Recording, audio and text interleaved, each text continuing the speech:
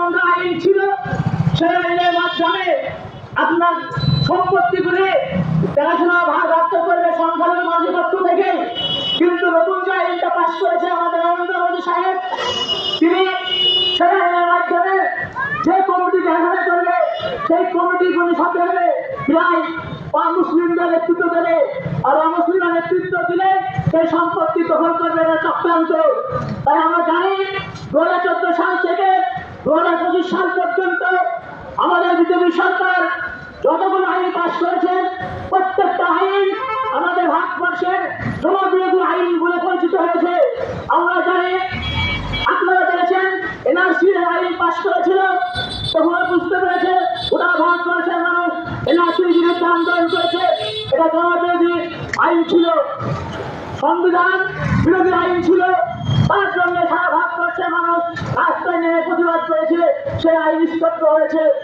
আমরা জানি কৃষি আইন পাশ করেছিল নরেন্দ্র মোদী সাহেব, কৃষি আইনের বিরুদ্ধে পাঞ্জাব, হরিয়ানা, রাজস্থান বিভিন্ন রাজ্যের মানুষ আন্দোলন করে সে আইনকে স্তব্ধ করেছে।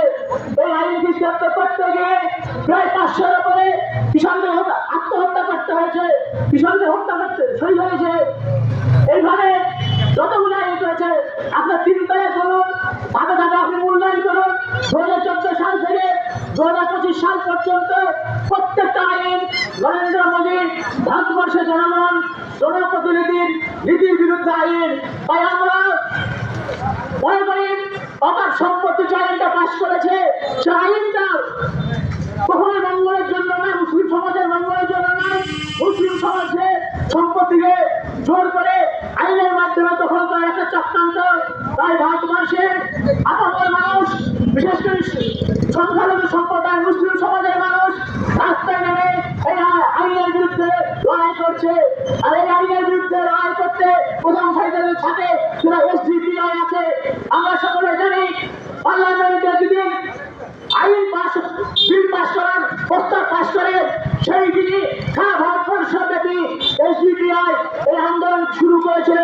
তখন কিন্তু অন্যান্য রাজনৈতিক দল, অন্যান্য সংগঠন রাস্তায় নামেনি কেউ। আমরা এটাও জানি এই